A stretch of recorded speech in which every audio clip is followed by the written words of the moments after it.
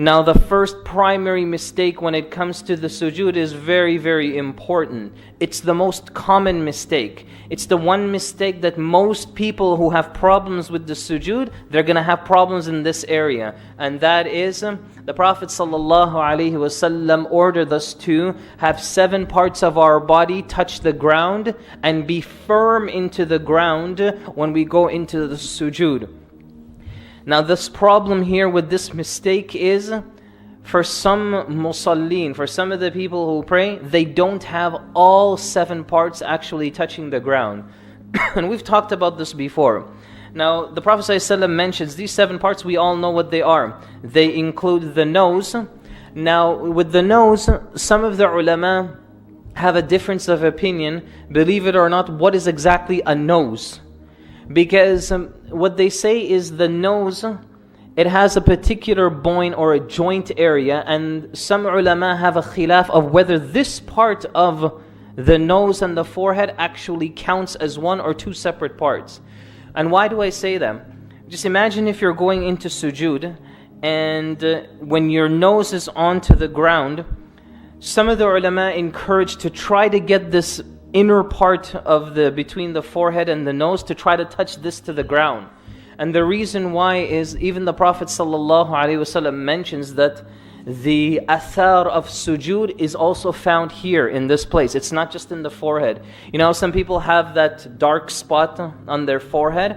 The Prophet ﷺ talked about this and mentioned that this spot here, if it was done and it was brought to that person and they're given this sujood mark, then insha'Allah ta'ala, Allah will cause that spot to be brighter than the sun on Yawm al-Qiyamah.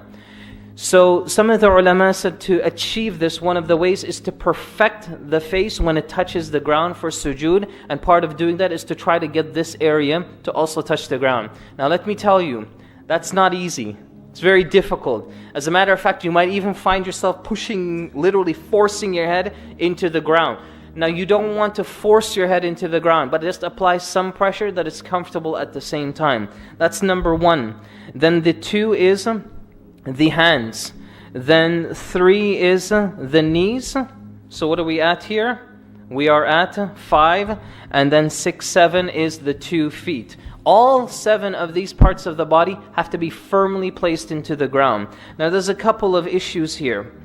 The first issue is, how do you perform a perfect sujood?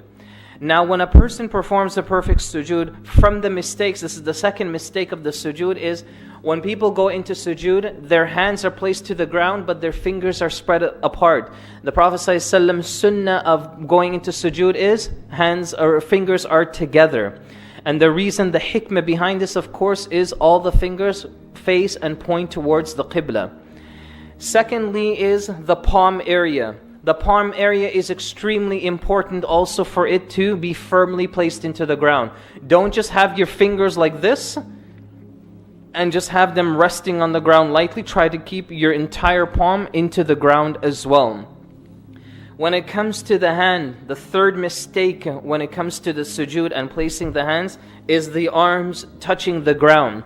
The Prophet ﷺ made a tashbih and said that this here, when you do that, it's like the sitting of the dog. When the dog wants to relax, what does it do? It takes its 2 front paws and lays it down into the ground. And so it does the same thing with its back legs as well. The Prophet ﷺ says, don't imitate the animals like this when it comes into the sujood. Even Ibn Qayyim rahimahullah tells us that a person who imitates any animal in their sujood, فَقَدْ أَبْطَلَ الصَّلَاةِ, then verily their salah is broken. So you have to be very careful of how the sujood looks.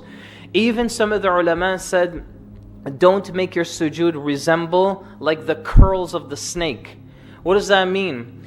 Some people, when they go into sujood, their nature in sujood is that their body is, how can I say this? It's not consistent.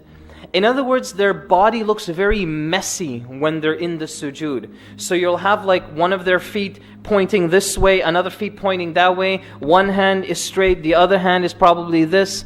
It's just a lot of careless little detail that they miss out with the sujood. And scholars, they say this is very similar to how a snake will sit and relax itself. that a snake will start to curl itself, but its head would probably popping out, its tail would pop out this way, and all of these different features about them. So it's a very, very intricate detail about the sujood you try to perfect as well and avoid. When it comes to the feet and the knees, I don't know until this day why some Muslims they do this. But some Muslims, and I'm sure some of us here we've probably seen this, that some Muslims when they go into the sujood, they'll raise their feet off the ground. I don't know what that's for. I don't know if they're just airing their toes or what it is, but they'll just raise their feet off the ground. I've even seen like people who play with their feet at the same time. You know, I've even seen some people scratching their feet. They'll use one feet and scratch the other feet and do all of that while you're in sujood. Remember, brothers and sisters, that being in sujood, you're the closest to Allah Azza wa Jal. Imagine if you are the closest to your Rabb, and this is the nature you meet Him in. It's really, really a very, very careless manner to be in front of Allah Azza wa Jal in this particular state. And this is why I've always said that people today, especially in Salah, do a lot of crazy things.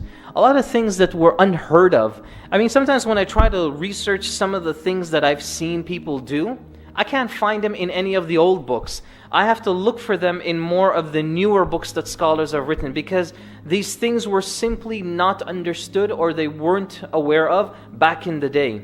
So that's important, is that we try to keep our feet firmly into the ground. When it comes to the toes should also be bent in such a way that you try to do this to the best of your ability, that your toes are facing towards the Qibla as best as possible. Next mistake is when the feet are down, you want to try to keep the feet touching each other as best as you can. So the heels, so imagine this is the feet. You want the heels to be able to touch each other as best as you can. And this is something that also the Prophet ﷺ, it was narrated by some of the companions that they used to witness this from him.